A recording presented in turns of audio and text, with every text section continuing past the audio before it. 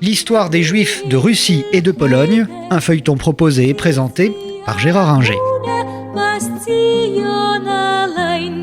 Bonjour.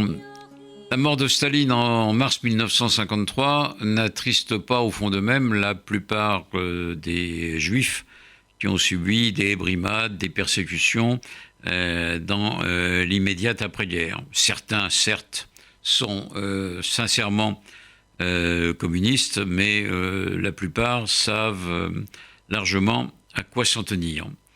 Après une brève période, c'est Nikita Khrouchtchev, un Ukrainien, qui devient le patron de l'Union soviétique et qui, en 1956, publie un rapport secret sur les crimes du stalinisme et attribue à Staline les déviations et les perversions du système communiste en Union soviétique.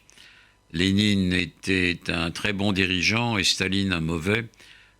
Aujourd'hui, on sait naturellement que Lénine était un dirigeant terroriste comme pouvait l'être Staline. Un peu de paradoïa en moins, mais les massacres ont été au moins, ou les famines ont été au moins aussi importantes que sous le stalinisme. Enfin, passons. C'est une période de relative libéralisation. Donc les Juifs, comme les autres soviétiques, peuvent un peu respirer.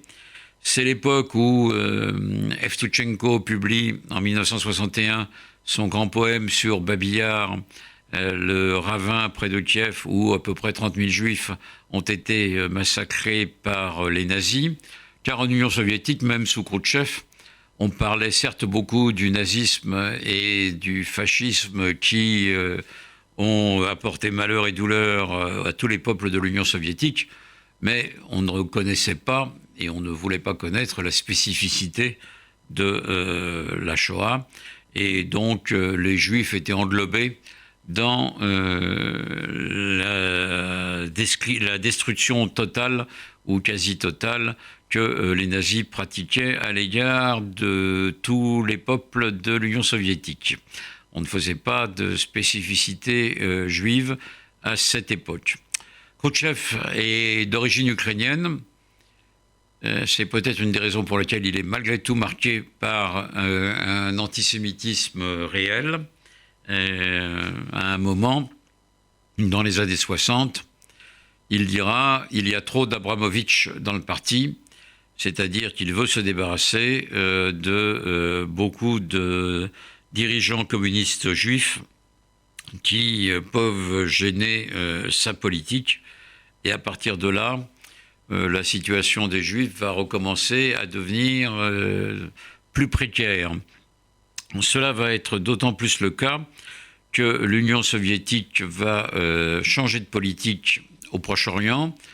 Les Américains ayant refusé à Nasser, qui a pris le pouvoir, lui, en 1954, refusant à Nasser de financer le barrage d'Assouan, Nasser se tourne vers l'Union soviétique et Khrouchtchev, qui, ni une ni deux, lui, accepte tout pour pouvoir pénétrer au Proche-Orient, et l'Égypte, comme la Syrie, deviennent les alliés de l'Union soviétique.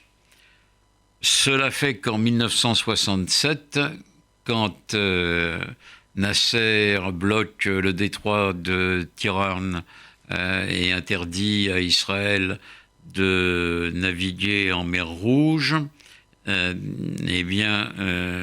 l'Union soviétique donc va être du côté de l'Égypte et de la Syrie, va fournir beaucoup d'armes et va se retrouver du côté des pays arabes, Israël étant soutenu à l'époque uniquement par les États-Unis. Donc la victoire d'Israël en 1967, pendant la guerre des 6 jours, va se traduire par une rupture des relations diplomatiques entre Israël, l'URSS et tous ses satellites, à l'exception de la Roumanie, qui a refusé de rompre les relations diplomatiques, à mon avis en accord avec Moscou, qui voulait quand même garder un lien avec un lien de dialogue si nécessaire avec Israël. Et donc les relations vont devenir très tendues.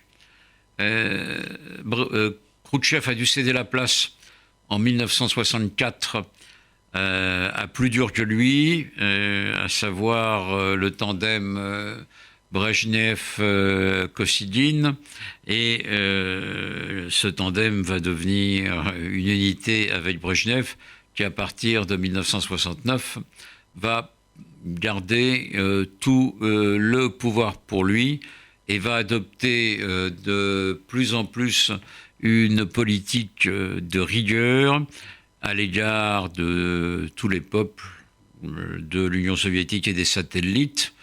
L'invasion de la Tchécoslovaquie, où Dubček voulait pratiquer un socialisme à visage humain, a lieu en août 1968. Et à partir de là, la situation va se tendre à nouveau, notamment pour les Juifs soviétiques qui souhaitent quitter le pays et émigrer, qui en Allemagne ou aux États-Unis, qui en Israël. On va assister là à une répression violente, plus limitée que pendant la période stalinienne, mais malgré tout assez forte, qui va amener à créer le mouvement des Refusniks.